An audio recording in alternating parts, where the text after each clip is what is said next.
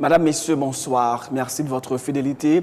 Bienvenue dans ce nouveau numéro de Pulsation Week-end. À la une de l'actualité, députés et sénateurs sont convoqués ce lundi 6 mai 2013 en Assemblée nationale en vue de la ratification de 10 accords et conventions soumis par l'exécutif. Entre autres, 2 accords sur l'investissement signés respectivement avec les États-Unis et l'Espagne et 2 conventions sur les armes à assaut, munitions et sur l'interdiction ou la limitation de l'emploi de certaines armes classiques. Maître Frantz-Édouard a été assassiné à l'arme blanche dans la nuit de vendredi à samedi à son domicile à Delma 18. Il aurait été poignardé de plusieurs coups de couteau, apprend-on de sources proches de la victime. Les défenseurs du pasteur Roosevelt Augustin rejettent les accusations du commissaire du gouvernement des Gonaïves, Maître Enoch Génélus, selon lesquelles il serait impliqué dans une attaque perpétrée contre sa fille Caroline Génélus. L'adolescente âgée de 13 ans aurait été accidentellement atteinte d'un projectile tiré par l'un des gardes du corps du chef du parquet des Gonaïves, selon l'ancien député Arsène Juste, citant le procès verbal dressé par le juge de paix des Gonaïves et le rapport de la justice sur la police judiciaire dans la cité de l'Indépendance. La communauté internationale condamne les attaques israéliennes en territoire syrien. Benjamin Netanyahu se dit déterminé à protéger son pays et ses concitoyens. Au moins 11 personnes sont mortes dans un attentat à la voiture piégée visant un convoi gouvernemental en plein cœur de Mogadiscio en Somalie. Aucun membre du convoi n'a été touché. Les victimes sont des civils qui fréquentaient la zone. Dans l'actualité sportive, la Juventus Turin est championne d'Italie pour la 29e fois après sa victoire contre Palerme 1-0, tandis que Miroslav Klose a réussi un quintuplé lors de la large victoire de la Lazio de Rome contre Bologne, battu 6-0. Emmené par un Joaquin Noah étincelant, Chicago a composté son ticket pour le deuxième tour des playoffs sur le parquet de Brooklyn, battu 93-99. Les Bulls seront opposés à Miami. Madame, Messieurs, restez branchés pour le développement de ces titres et de bien d'autres.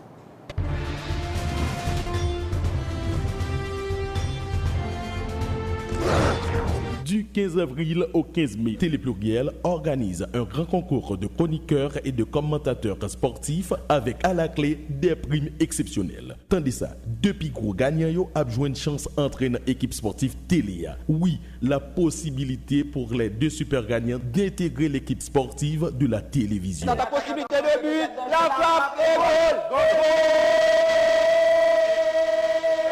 Attention, 15 mai, c'est la date limite pour déposer vos démos sur DVD à Télépluriel, chaîne 44, Delma 19, numéro 8. Télépluriel, une télé vraiment différente.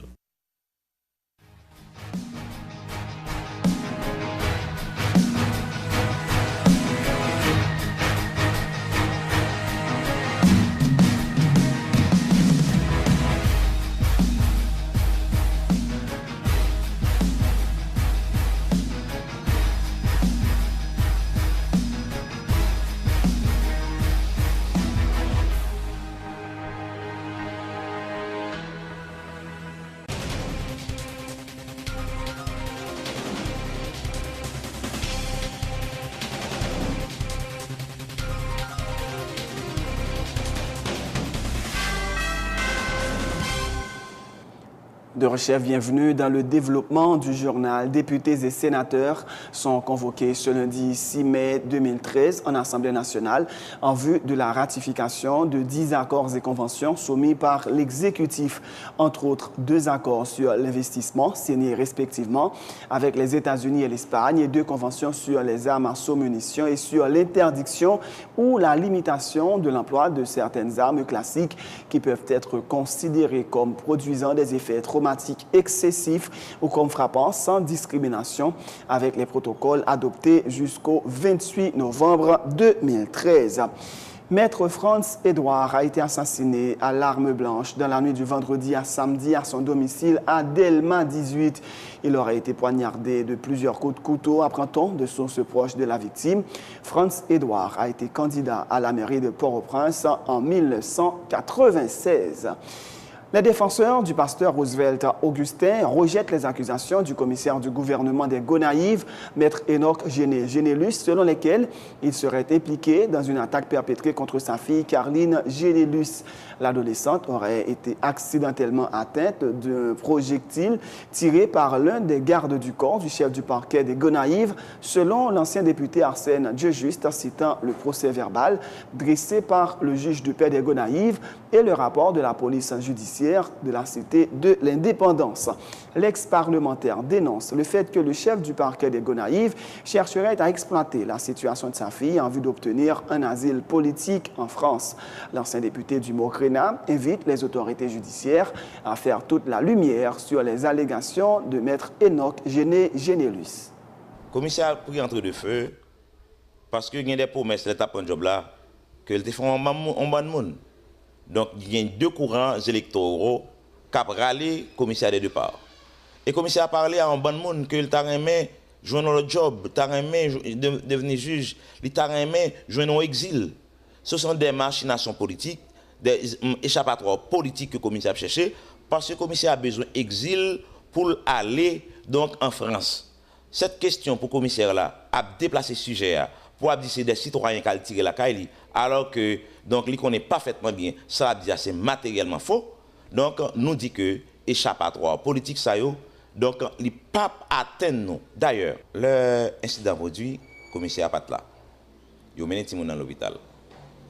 Il y a des déclarations que Timoun a fait à médecin qui t'a de service là dans la salle d'urgence là, qui t'a rapporté son cartouche qui sorti donc nos amis t'a nettoyé en dedans là.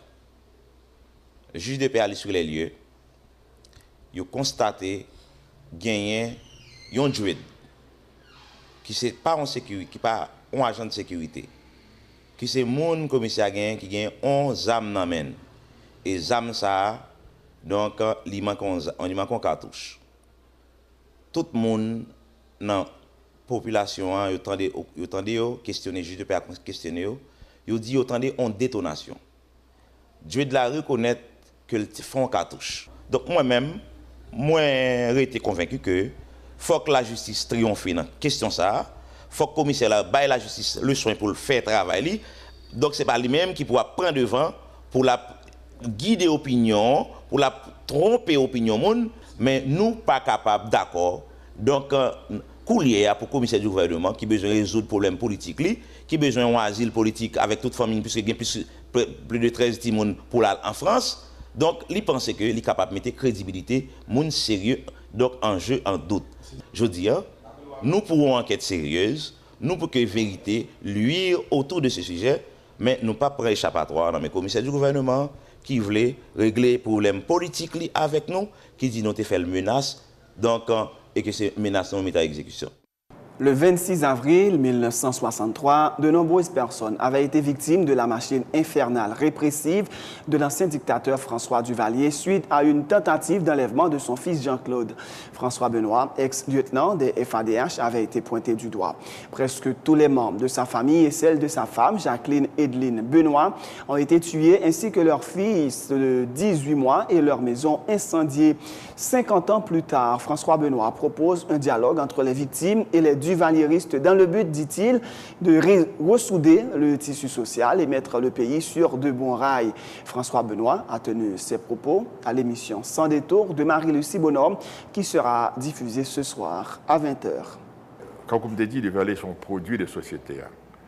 Mais ils joignent également dans la société des gens qui étaient la même récrimination avec lui. Ils véhiculaient la récrimination ça et la solution que le proposait, c'est une solution de violence, etc. Mais l'on a regardé avec un certain recul. Moi, je souhaitais que, quand Jacqueline a commencé à dire là, que gagner une conversation qui fait entre Duvalier qui était croyant dans Duvalier. Parce que pour eux, c'était la solution. Et les gens qui étaient victimes, de façon à regarder si c'est possible pour nous ressouder ici société. Et tout le temps que nous n'avons pas fait, nous avons toujours été comme ça. Il faut que les gens qui aient un dialogue national, même penser que d'abord, c'est capable de commencer à partir de gens qui ont souffert le plus, et à partir de monde qui était quoi dans plus, mais qui viennent atteindre un certain degré de sagesse, qui permettent que le dialogue soit capable de faire, et qu'à travers le dialogue, ça, que nous jouons, nous proposer à la nation des solutions de réparation, des solutions de reprise, en quelque sorte, de tissus qui déchirés, et surtout que les générations futures soient capables de jouer une atmosphère d'entente, une atmosphère de collaboration avec la définition d'objectifs à atteindre ensemble en tant que nation. Est-ce que vous pensez, je dis, en 2013, Duvalier est sur ce dialogue, Duvalier lui-même, petit François Duvalier sur ça. Jean-Claude Duvalier. Qui ça le gagne? Non, est-ce que vous même intéressé à bon, question je ne pense dialogue? pas qu'à niveau ça, au contraire, il y a une espèce d'euphorie qu'on y a là. Je pense que ce n'est pas par là pour nous passer. Il faut nous passer par les têtes pensantes, les têtes responsables. Et moi-même dis que le monde qui était pique dans la solution du Duvalier, c'est lui-même pour nous essayer d'atteindre. Dans une émission que j'ai fait, j'ai invité l'ambassadeur Fritz Ineas à un dialogue. J'ai invité le général Avril à un dialogue. Deux personnes qui, à mon avis, ont été bien en place. Et tous les deux répondent favorablement à l'initiative.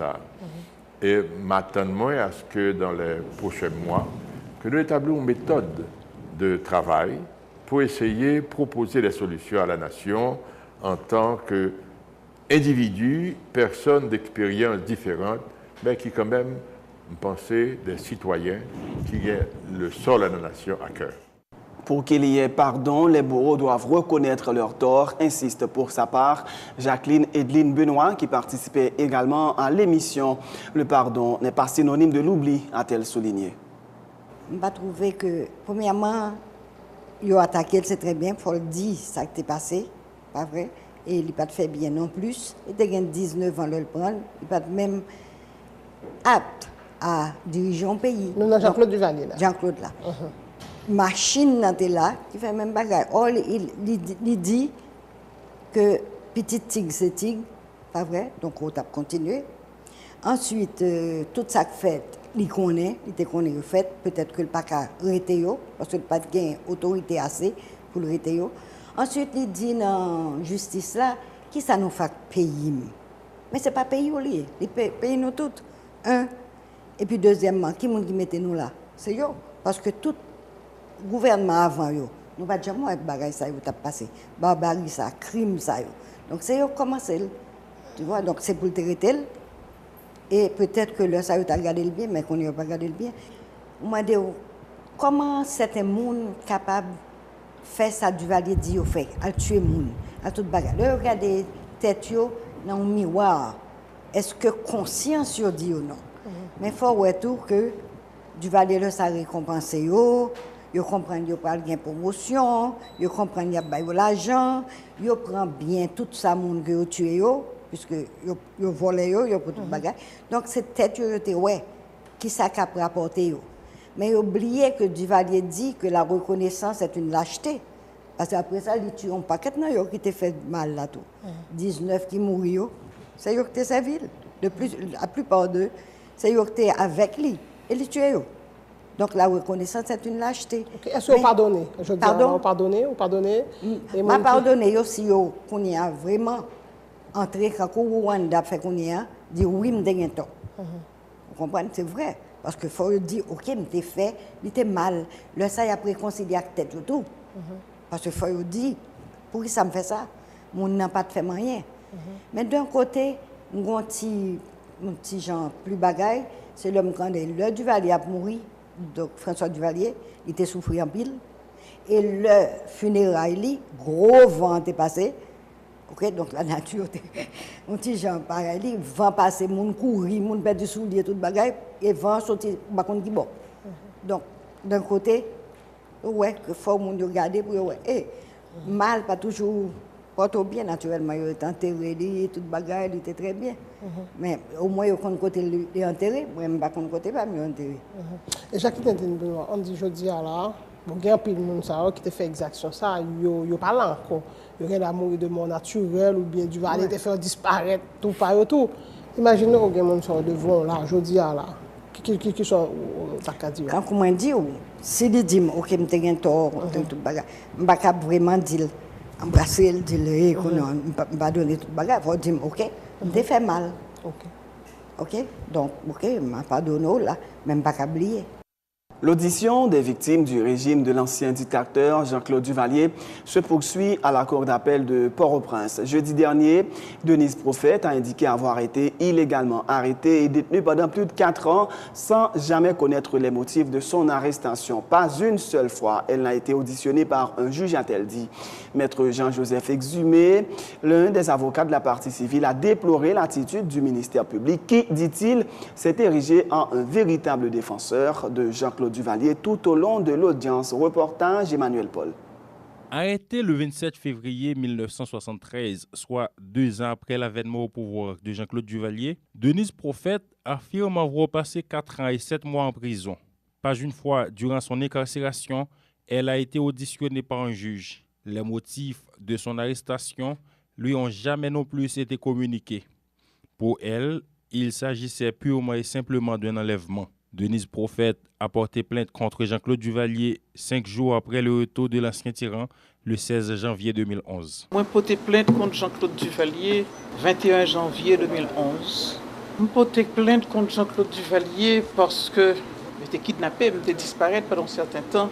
En effet, jour quitté 27 février 1973, c'était 2 ans après que Jean-Claude Duvalier était président d'Haïti. Comme tant d'autres victimes, elle a été entendue par les juges de la Cour d'appel le 2 mai dernier. L'occasion pour Denise Prophète de retracer les conditions dans lesquelles elle a été incarcérée. Je bats moi encore avec Rigoise là. Le film bat moi avec Rigoise là. Autant Claude dit moi-même moi soigner moun qui blessé la caille moi. Alors al chercher messieurs Bourol Yolod, al chercher alcool. Il a cherché alcool 95 degrés, vient vider sous dôme, vient vider sous plaie. Durant toute la période de son emprisonnement, elle affirme avoir été constamment malmenée et humiliée par les sbires de Jean-Claude Duvalier. Il a fallu la visite en 1977 en Haïti d'un émissaire délégué par le président américain d'alors Jimmy Carter pour qu'elle soit remise en liberté. Aujourd'hui, tout ce qu'elle espère, c'est que justice lui soit rendue ainsi qu'aux autres victimes de la dictature des Duvalier, a déclaré Denise Prophète lors de son audition à la Cour d'appel le 2 mai dernier. Jimmy Carter élu en novembre 1976, c'est à partir de là que une série de pressions qu'a fait dans le pays d'Haïti. Andrew Young, en Haïti, il était vide en Haïti. Ils font conférence de presse le 14 août 1977. Conférence de presse 14 août 1977, ça, c'est après conférence de presse ça, que l'a rencontré Duvalier, que fait pression, que il vient laguer moun, le laguer nous le 21 septembre 1977. L'audience s'est déroulée dans une atmosphère houleuse, passe d'armes entre les avocats de la partie civile et le ministère public qui s'est érigé en défenseur de Jean-Claude Duvalier plutôt que de défendre les intérêts de la société, déplore l'ancien ministre de la Justice, maître Jean-Joseph Exhumé. Il y a une conférence commencée par Andrew Young le 14 août 1978. 77. Je l'accepte pas, cela, magistrat, que le ministère public puisse exploiter ainsi l'émotion de Madame Prophète. Mais je vous en prie, maître. Donc, magistrat, je demande que la Cour intervienne pour que le ministère public soit plus raisonnable de ces questions. Il n'y a pas de problème, n'en parlez pas. Après environ 2 heures de plaidoyer, les 3 juges de la Cour d'appel ont décidé de placer l'audience en continuation à Huitaine. Rendez-vous le 9 mai prochain pour une nouvelle séance d'audition des victimes de l'ancien dictateur Jean-Claude Duvalier. Autre point de l'actualité, l'Association nationale des médias haïtiens ANMH et l'Association des médias indépendants d'Haïti, AMI, ont organisé vendredi à l'Hôtel Caribé un gala pour marquer la Journée internationale de la liberté de la presse, célébrée le 3 mai dernier autour du thème « Parler sans crainte, garantir la liberté d'expression dans tous les médias ». C'était l'occasion pour la présidente de l'ANMH de plaider en faveur d'un accès libre et équitable aux sources d'informations publiques et privées, déplorant l'attitude du chef de l'État qui avait fait savoir qu'il n'écoutait pas la radio. Liliane Pierre-Paul rappelle que la lutte en faveur de la liberté d'expression doit être perpétuelle, soulignant que toute conquête est toujours confrontée à des menaces. Moi, je crois que le fait que nous célébrions nous montre que nous appartenons à la communauté mondiale de la presse. Mais en même temps, nous avons une spécificité pas nous en tant que médias haïtiens. Parce que son lutte, bataille ça y est pour nous. Nous-mêmes, ce n'est pas seulement liberté de la presse, c'est gourmet pour nous racher la liberté. L'enfin racher son gourmet pour nous kembel. Et c'est chaque jour nous obligés de gourmet. Donc c'est ça, ça veut dire pour nous, et pour moi-même, et pour ANMH. Moi, je crois que pour avoir accès une jouissance complète de liberté de la presse. Il y a des bagailles, il faut que nous ayons de législation sur eux.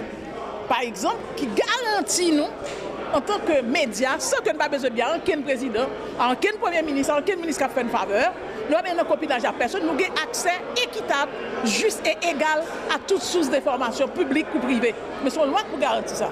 Mais en même temps, c'est poser des jalons sur des réflexions, sur des problèmes sérieux.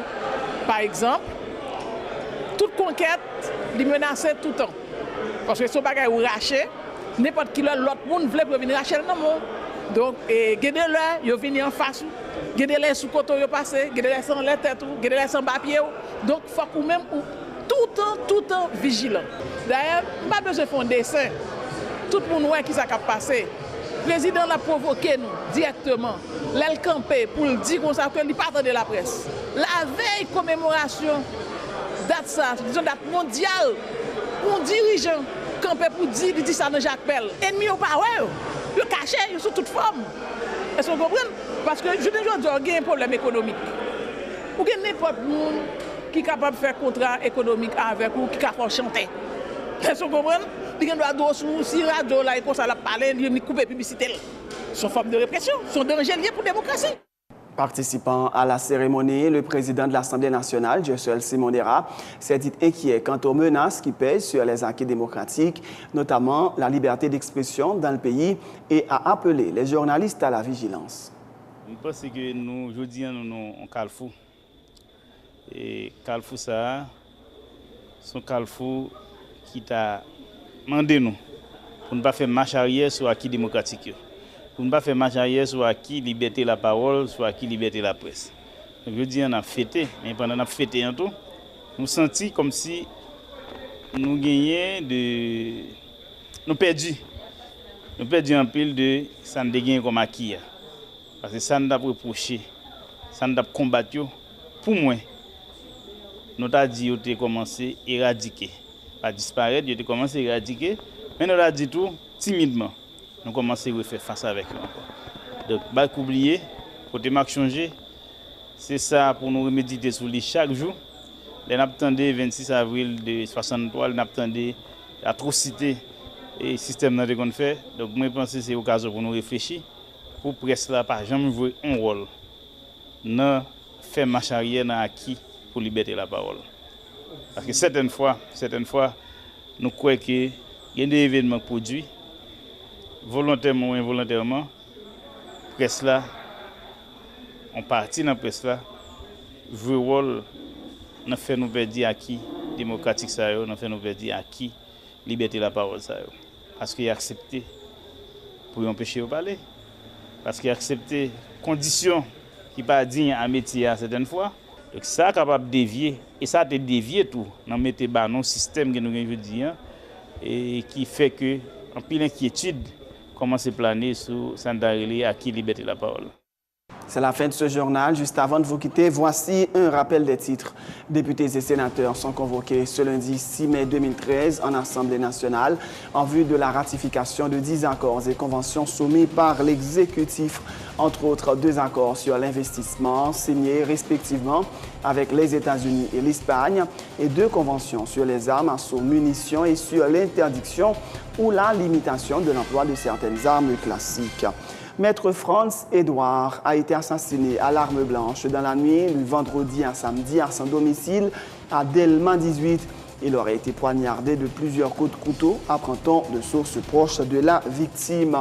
Les défenseurs du pasteur Roosevelt Augustin rejettent les accusations du commissaire du gouvernement des Gonaïves, Maître Enoch Génélus, selon lesquelles il serait impliqué dans une attaque perpétrée contre sa fille Caroline Génélus. L'adolescente, âgée de 13 ans, aurait été accidentellement atteinte d'un projectile tiré par l'un des gardes du corps du chef du parquet des Gonaïves, selon l'ancien député Arsène Juste citant le procès verbal dressé par le juge de paix des Gonaïves et le rapport de la police judiciaire de la cité de l'Indépendance. La communauté internationale condamne les attaques israéliennes en territoire syrien. Benjamin Netanyahu se dit déterminé à protéger son pays et ses concitoyens. Au moins 11 personnes sont mortes dans un attentat à la voiture piégée visant un convoi gouvernemental en plein cœur de Mogadiscio en Somalie. Aucun membre du convoi n'a été touché. Les victimes sont des civils qui fréquentaient la zone. Dans l'actualité sportive, la Juventus Turin est championne d'Italie pour la 29e fois de son histoire après sa victoire contre Palerme 1-0. Et Miroslav Klose a réussi de son côté un quintuplé lors de la large victoire de la Lazio contre Bologne, battu 6-0. Emmené par un Joaquim Noah étincelant, Chicago a composté son billet pour le deuxième tour des playoffs sur le parquet de Brooklyn, battu 93-99. Les Bulls seront opposés à Miami. C'est la fin de ce journal. Merci de l'avoir suivi. Bonne suite de programme sur Télé Pluriel.